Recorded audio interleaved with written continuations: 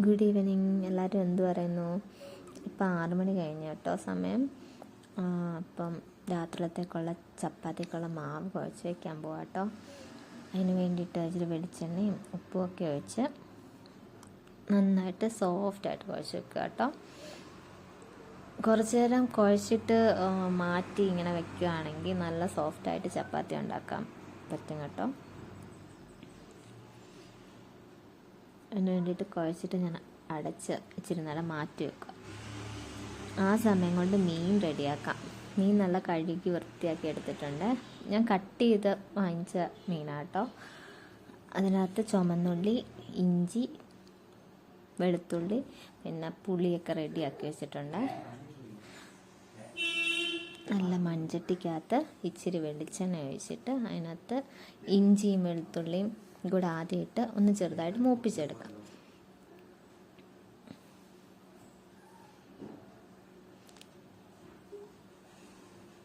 അതിനകത്തോട്ട് ഒന്ന് മൂത്ത് വരുമ്പോഴത്തേക്ക് നമുക്ക് നമ്മുടെ ചുമന്നുള്ളി അരിഞ്ഞു വെച്ചിട്ടില്ലയോ അത് അതിനകത്തോട്ട് ഇട്ട് നന്നായിട്ട് വഴറ്റി ഇച്ചിരി ഉപ്പും കൂടി ഇടുകയാണെങ്കിൽ പെട്ടെന്ന് മൂത്ത് കിട്ടും കേട്ടോ, വഴണ്ട് കിട്ടും. അപ്പോൾ അതെല്ലാം കൂടി ഇട്ടിട്ട് ഒന്ന് മൂപ്പിച്ചെടുക്കുകയാണ്.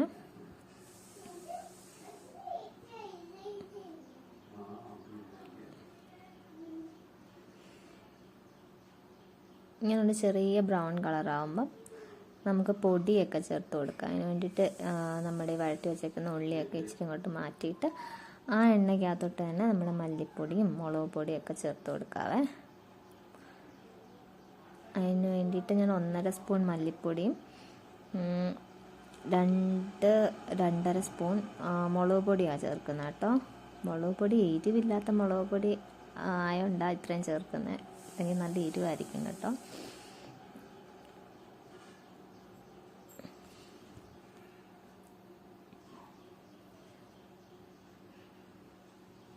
നന്നായിട്ട് മൂപ്പിച്ചെടുക്കണേ.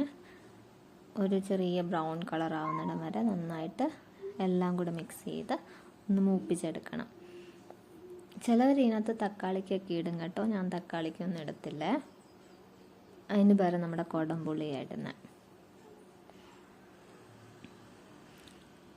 ഇതിനകത്തോട്ട് കുറച്ച് ഉലുവാപ്പൊടിയും കൂടി ഇട്ടിട്ട് മിക്സ് ചെയ്തെടുക്കാം.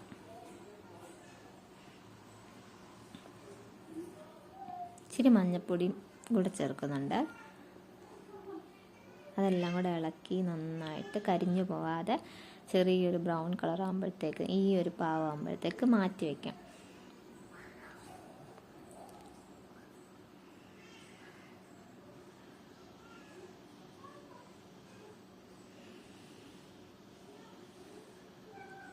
എന്നിട്ട് അതിനകത്ത് ഞാൻ ഇച്ചിരി വെള്ളം ഒഴിച്ചെടുക്കുക കേട്ടോ.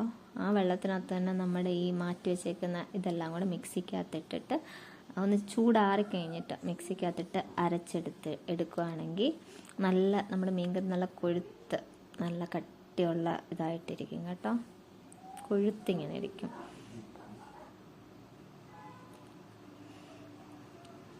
നല്ല ടേസ്റ്റായിരിക്കും.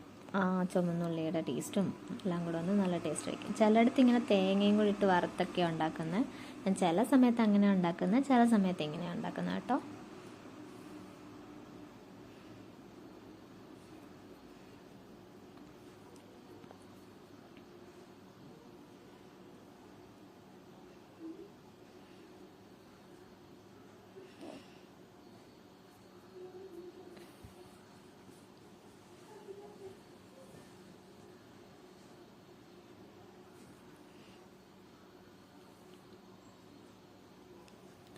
എന്നിട്ട് നമുക്ക് കുടംപുളി ഇട്ടിട്ട് നല്ലോണം തിളപ്പിച്ചെടുക്കാം.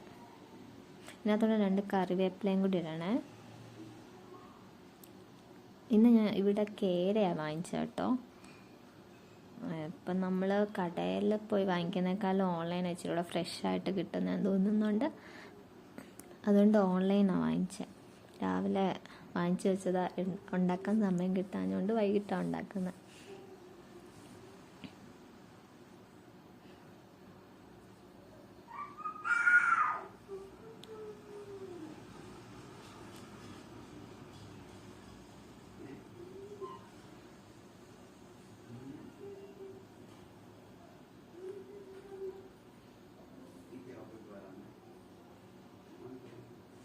ഇത് നന്നായിട്ട് തിളപ്പിച്ചെടുക്കണേ, അടച്ച് വെച്ചിട്ട്.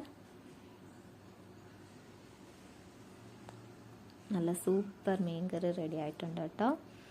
നല്ല ടേസ്റ്റാണ് കഴിക്കാൻ. ഇതിൻ്റെ കൂടെ നമുക്ക് ചപ്പാത്തിയും കൂടെ റെഡിയാക്കാം. മുമ്പ് മാവ് മാറ്റി വെച്ചിട്ടില്ലായിരുന്നോ, അപ്പം നല്ല സോഫ്റ്റായിട്ട് വന്നിട്ടുണ്ട് കേട്ടോ.